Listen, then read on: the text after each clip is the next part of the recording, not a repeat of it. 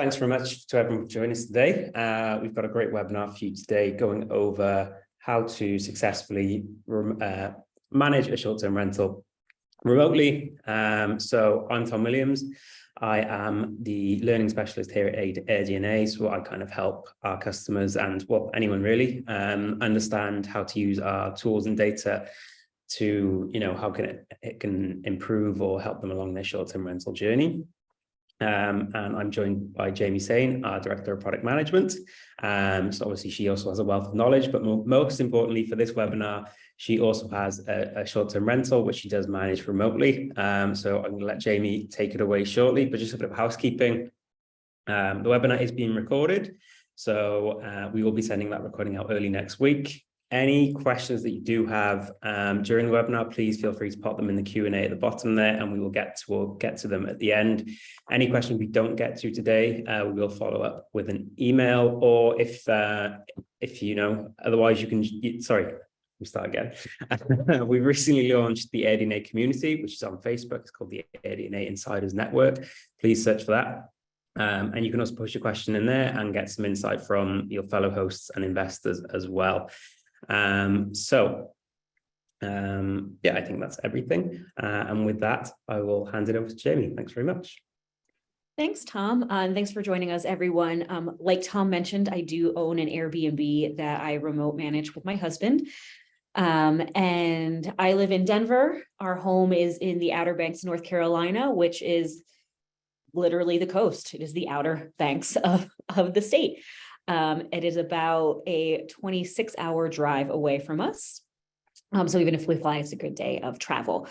So I have a lot of experience with this. I've had this place for going on I think this is our third season. So let's dive into some of the stuff that I've learned and that I think could help you. So first, we always just like to stage set. If you're looking to make an investment and you're concerned about it not being nearby, these are kind of some of the things we recommend that you look into before making that leap. So the first one, always like to talk about, no matter where you're looking to have a short-term rental, look into the regulations. Understand your regulations. Do not just listen to a realtor or search Airbnb to see who's around. Google STR regulations and your location name. You can also contact your town and or county. And then beyond that, we all know that regulations are changing all of the time. And it's a little bit hard to stay on top of it if you're not right in the community. You don't hear, the gossip around.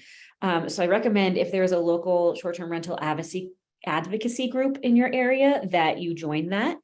Or get on a newsletter or something, just so that you can stay in the know, especially if your area starts talking about regulating short-term rentals. So that's a little bit more after you've invested. Don't forget about your HOAs. Just because the town lets you have a short-term rental, if a community or a building has an HOA, they might not. And again, just because there are people who are listing their condo or their home on Airbnb or Vrbo, don't let that lull you into security. They could be doing it illegally. They could be grandfathered in if the bylaws have changed recently. So always read all of your bylaws and everything that you get when you put an offer in on a property to triple check that it is 100% allowed with your HOA. That'll also help you in case the HOA comes by and says you're not allowed to do this. You can be like, yes, I am. And then something I like to do personally, I set up Google alerts. So you can just put in STR regulation in your town name and set up your cadence. You probably don't need it more than weekly or monthly, but it'll just let you know in case something ever pops up. Because as soon as towns start thinking about regulation or neighbors start talking about wanting regulation, local newspapers usually pick that up. And so then they'll write about it. And once it's online, you'll get notified. So beyond regulations, these are kind of just expectations. Join local host groups so that you know what people are saying. Maybe they're talking about, demand going down because a bunch of people bought homes in the area during the peak or things like that. It's just kind of really good to know what you're walking into, and the best place to learn that is through current hosts. I also highly recommend researching key services. We'll get into cleaners in a little bit, but know how difficult or easy it might be to find reliable cleaners. Kind of look into what services you might need in the area and how readily available they are. And don't forget about insurance. Make sure you look into the insurance options before you purchase the house. You do need specific short-term rental insurance to make sure you're properly covered. And in some states, it's increasingly difficult to get any sort of coverage. I know Florida is really struggling right now. And then my home is on the coast, and we needed separate wind and hail insurance because it is hurricane area. And that is just crazy expensive, but something we have to carry to protect ourselves, and it's something you'll want to factor in, that you might just not have to think about where you're located. I don't have to think about hurricanes in Denver. So not something that we have to carry here. And then just, again, we're a data company, so understand your market trends, but make sure you look at recent trends, like what's happened in the past year, maybe what's coming up in the next 6 months, but also go back a few years, 2-5 years, to see how these trends have changed. Is the market kind of holding steady? Did it just peak like crazy during COVID? If it peaked, is it holding there, or is it starting to normalize? This is all just good stuff to know so that you understand what the market trends mean in context, so you can kind of know what to expect in the years to come. And then finally, booking trends. Same as kind of expectations, but this is great to know before you purchase anywhere, and even after you own, to just keep up with. Watch your seasonality trends, especially if you own for a few years. We're seeing seasonality and demand shift if you're in a highly seasonable market, or even in places like, New York City, always popular, but it gets very cold. So we're seeing shoulder seasons in a lot of areas expand. Something we've seen in Colorado is the ski resort towns are obviously most busy during the winter, but they're getting really popular in the summer too, especially with mountain bikers. So that's just something you want to pay attention to, so you can adjust your price. Don't just go with what you've always done, because you might be missing out. And then obviously keep an eye out for local events, big and small. If it's something that's recurring, spectacular, you can kind of plan for that ahead of time. I used to own a place in Steamboat Springs, Colorado, about 3 hours from Denver, and June was Little League season. For some reason, there was just a lot of Little League tournaments in the area. So you can make a lot of money from that if you knew about it. And then big events as well. If you happen to be near that Taylor Swift or Beyonce tour, make sure your dates are locked in. And then I also always recommend making friends with the locals, so you can kind of see what they think. We didn't know about baseball season or Little League season in Steamboat until we were hanging out there more and just talking to people who live there all the time. And then local Facebook groups, always great to just kind of keep a pulse on things. And then if it allows, potentially advertise your place, but make sure you read the rules of the group.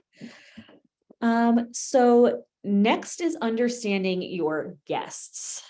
This really goes, if this applies for no matter where you are, but it takes a little bit more attention if you are managing remotely. So guest expectations. What amenities do they want? And again, this comes down to paying attention to what do they want regionally, because that might be very different than where you're at. For instance, no one would ever rent a house. I don't even think they build houses in Texas without air conditioning. But in the mountains of Colorado or even in upstate New York, that is not an amenity that is typically in a home, and it might not be super sought out. Pools are a good one, and hot tubs. Kind of just figure out what's expected in your area. What do people want when they visit that location? Again, I have a beach house, so we provide beach stuff. If I was going to when I had the place in Steamboat, we made sure that we got a condo that had hot tub access, because those are what people want to do in those locations. And then, as always, check out the amenities your competitors are offering. You want to stay competitive, and that it also might be a good way to kind of figure out what some of the amenities you might need locally are. You know, does everyone have a hot tub? Does everyone have a pool? You might want to put one in. A good example of this is my place. When I bought it, there was one home that everything's on stilts because, again, hurricanes and flooding. And one person had changed their underhouse carport into this really cool, like, hangout lounge. And then within 3 years, like, every other house has this. So just kind of pay attention to what people around you are doing. And then stay on top of your amenities. This is really important when you're remote, especially for the existing amenities. New, obviously, no matter where you're at, you kind of want to stay on top of everything and keep adding new amenities if you can. But figure out a way to maintain and replace any amenities that might get damaged. And have a way of, like, reporting that, sometimes the guests will tell you, but hopefully your cleaning crew or some other people we'll talk about later might let you know, but just have a plan to easily replace things, because you can't just go over and drop it off. Like, you can't pop into Target and just go over to the house. And then be prepared to give local recommendations. Guests will ask for, what restaurant they should go to, what the closest coffee shop is, things like that. And you need to know. Again, you're not in the area, so just have a few in your pocket. And then be prepared to Google. We're all in the hospitality industry. So one time I had someone ask me where the closest skate park was. I don't know. I don't even know that for where I live, but I just Googled it really quick and responded to them. But just make sure that at least grocery stores, restaurants, coffee shops, kind of your most popular stuff, what's around, so that you can still be a good host, even though you don't live in that area full time. Sorry. Okay. Oh, yeah. I was just going to interject, Jamie. Yeah, I was just going to make on that last point in terms of local recommendations. We've really seen it a lot lately in terms of reviews that guests really pick up on these kind of small touches that, even though you're not there to maybe greet the guest, but the fact that you're having these kind of personal touches in terms of leaving local recommendations really seem to make a difference and leave a positive impact on the guests as well. Yeah, definitely. People, they want to feel hosted. They want to feel taken care of. Okay, stays and turnovers. So instant booking, again, is a personal choice for every host. I think we would do this no matter what, but particularly being remote, I do not have instant book turned on. I like to be able to read the message from the guest when they request to book, and then be able to respond and ask some clarifying questions if I need to. Again, just to get a sense of what may be going on. If you host, or if you're in any sort of host groups, you've seen people talk about, getting a bad feeling because they think someone might be planning a party or things like that. And you're not, if it happens, if someone throws a party in your place, you're not there. You can't show up to the door, or you can't meet the police if it comes to that. I mean, hopefully it doesn't, but I personally don't have instant booking on because I like to have that little bit of back and forth for peace of mind, especially since I'm not nearby. I also recommend thinking about length of stay requirements. The more you turn over a home, the more wear and tear there could be on it. And the more that you need to really coordinate, like cleaning and turnover and guest check-in and like things like that. And it can get a little bit complicated if you are trying to do that from far away and you're exclusively relying on local services and not doing anything yourself. Again, totally a personal preference. And also make sure you look at your market and understand what's expected for length of stay. Like, if everyone else in the market allows a 2-night stay and your minimum is 4 or 5 nights, you're probably not going to get bookings. So you have to balance that a little bit. So that's what that market support comment is about. And then checkout instructions. So I know this is very, very contentious and people have very strong feelings about it. But you're going to want to work with your cleaning staff on what they need or what they would like to see. And then balance it against what's reasonable. Sometimes their requests just won't fly, especially as guests are paying more attention to checkout instructions, but find a good balance there. And then also, again, kind of look at what's required in your market. People, the Outer Banks has a really fast turnaround time in the summer. So it's really common to ask people to start the dishwasher and take out the trash. So it's not as surprising. Just know kind of what's common in your area. It's going to be the same thing guests run into almost anywhere that they rent in that area. And then you might want to sneak in a couple just to protect you. I know we don't want the checkout lists to get too long, but taking out the trash isn't a huge task. And if the cleaning company can't come in for a day or two, you don't want that smelly trash sitting in your house. And again, you can't just pop over to take it out. Another one that I've done, and it might sound silly, is I just ask guests to throw all the towels in the bathtub. And that is because I once had a guest leave wet towels next to the hamper on the carpet. And luckily it was peak season, so my cleaner caught it right away. But if she couldn't get in there until later that week, like those towels would have just been sitting on my carpet wet. So again, balance the checkout list versus what is just going to make your life a little bit easier, and find that good compromise spot. So next we're going to move into just checking my time. Oh, okay. I'll try to speed up a little bit. Local help, cleaners, find good ones. You need to find someone you can trust. Yeah, that's all we really need to say about that. Have a way to address issues in a timely manner. So know of plumbers, electricians, pest control, things like that you can call out if something happens, either an emergency line or a company that you've worked with before. And also know what you might need in your area. If you couldn't tell from the name Outer Banks, it is a small island chain, and getting furniture there is very difficult. You can't always just pop into Home Depot. We do have Home Depot there, but they might not have what you want in stock. And if they don't have it, it's going to take a week or two. So kind of just have an understanding. I had a fridge go out, and luckily we were able to fix it, but I have a go-to furniture place that I know I can almost always get what I need like next day from them.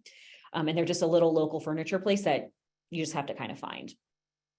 I also recommend finding a good local co-host or house manager. You can handle that relationship, however, if you don't want to make them a formal co-host, but just kind of a person on the ground.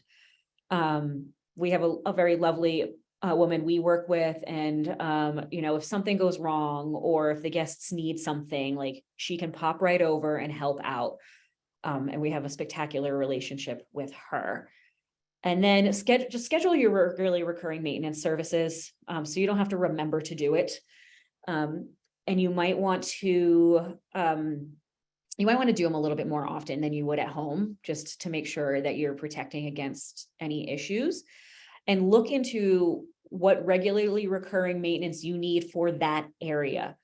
I don't have to have pest control come out to my Denver home because we really don't have a lot of bugs in Colorado, but in the Outer Banks, there are, and there are particularly these things called palmetto bugs. And if you have a coastal home anywhere in the Southeast, you know what I'm talking about.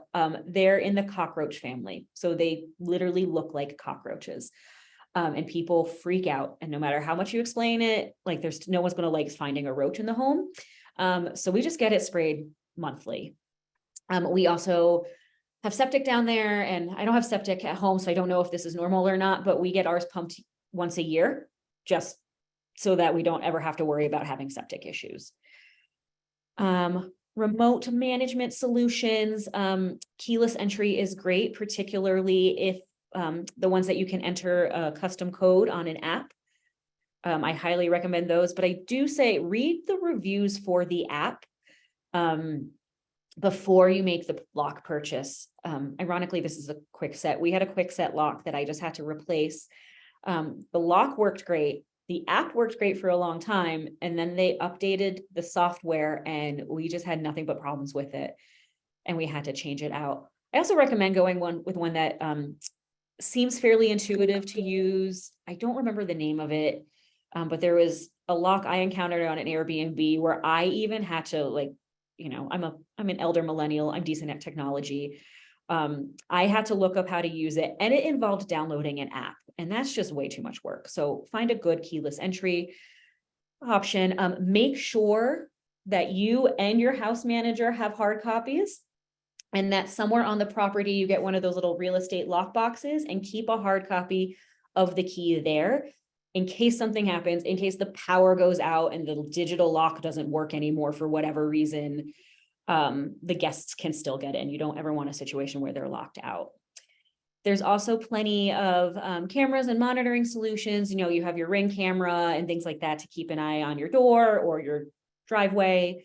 So you can kind of just keep an eye on your property since, again, you're not nearby. You know, that's how we find out that things, you know, fell over after a windstorm or whatever. Just make sure you disclose those. And you can also go as far as like a noise monitoring system inside to keep track of parties or quiet hours. And like we have Nest units, so we can keep an eye on the temperature and adjust if we need to, especially when the house is empty and we're not there. Have a communication plan. So know who is responding to guest messages. There are solutions that you can, you know, pre-schedule some of those, but just have a way to make sure you're getting those messages out in a timely manner. And remember to pay attention to time zones. So, you know, 7 p.m. to me is 9 p.m. to my guests, and that might be a little bit late to be messaging them if it's not an emergency. So yeah, and then digital solutions, again, if you have a pain point you're trying to solve for, there's probably a solution out there. You know, there's digital guest book solutions so that you don't have to keep printing them and replacing them and, you know, shipping them to your house manager and things like that. There's just so many different things out there. So if you have a problem, just Google it and something will probably pop up. Let's see. And then last slide. So hopefully we'll have a couple minutes for questions. If you can, if you are anywhere near, like, you know, if it's across the world, this is difficult, but schedule regular trips. I try to get out to my property about every 3 months. And I didn't this year because life just got in the way. And I could tell when I went out for the first time this year, I'm like, ooh, that like checklist of tiny little things that you need to do as an owner has just gotten longer. So try to get out there. You will always keep a sharper eye on your property than anyone else does. So just visiting helps you make sure that everything is still running well.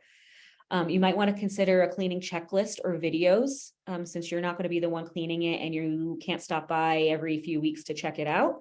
You might just want to set expectations with your cleaner and then make sure those are being followed.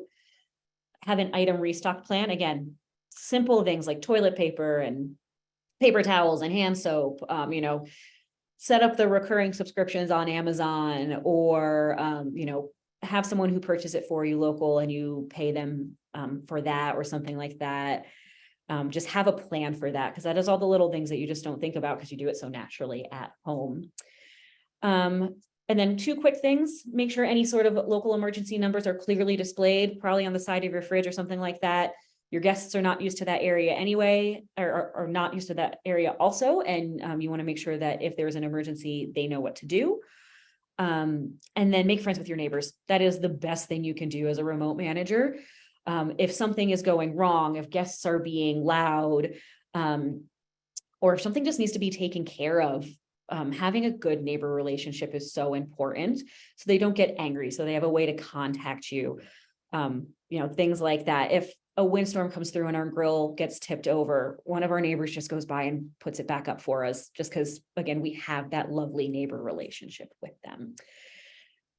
So that is everything there. Again, we'll be sending out this video. I know I kind of went through a couple of those last comments pretty quickly, but Tom, I'm thinking we have some questions that we can get through. Yeah, absolutely. So many helpful points there. And yeah, that kind of reflects on the questions that we've got here. So quickly, the top one here is just on short-term rental insurance. How has that helped you in the past, and what does it protect? So luckily, we've not had to make a claim, so it hasn't necessarily helped us in any like tangible way yet. But how it differs from normal homeowners insurance is that it covers the property when your guests are there and when you are there. If you have just homeowners insurance and they find out that you are renting it out as a business and something happens when a guest is there, depending on your policy, they could just deny the claim. Like your entire house could burn down and they could be like, nope, this wasn't covered. And then like landlord insurance sometimes won't cover you when you're there, like if you're staying at your property.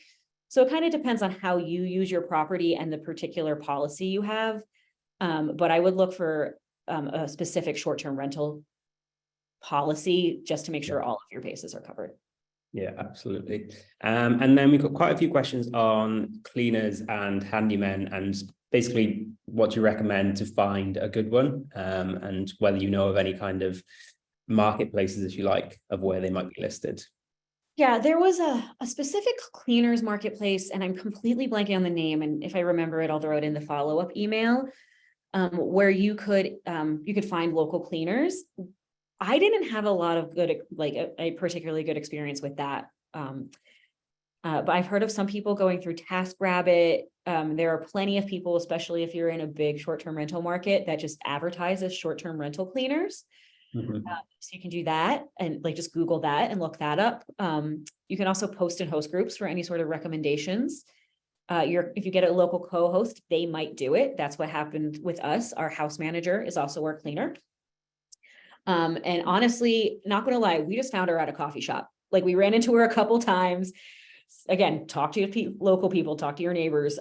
We ran into her a couple times. We started chit-chatting. We mentioned we just bought a house. She mentioned she cleans houses on the side, and that's how we met her.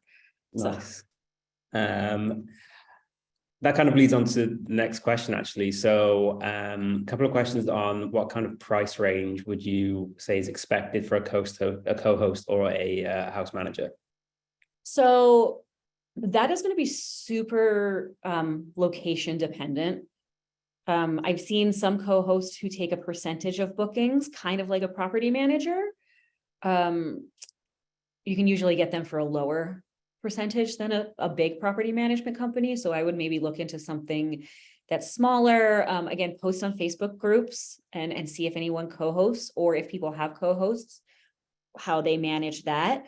Again, because my house manager kind of just does it on a side. She has a full-time job, and she just does this for like us and I think one other person. We just kind of talk to her about expectations. She gets the full cleaning fee, and then we pay her a monthly retainer, again, because we ship supplies. If something breaks, she fixes it. Like, she's great too. If something runs out, she'll just go get it, and then we'll just reimburse her. But we pay her a few $100s a month to handle that for us. Yeah. And I guess it's just having sort of peace of mind, having her there for all those things as well, right? Yeah. Like she'll meet, the pest control people. She's also, because she is local, she has saved us so many times in finding handymen. They're very hard to find in the Outer Banks. And she knows people like who might not be an official company, but she's like, oh, I know this guy who lives down the street from me and he can fix the plumbing. Yeah. So yeah. Perfect. I think that's probably all we have time for today. As I said earlier, any questions we didn't get to in the webinar today, we'll provide by email. And Jamie, there's actually been a couple of requests for the slide deck to be shared, so maybe we could put that in the follow-up email as well. I definitely will. But other than that, again, thanks very much, everyone, for joining, and have a good rest of your day.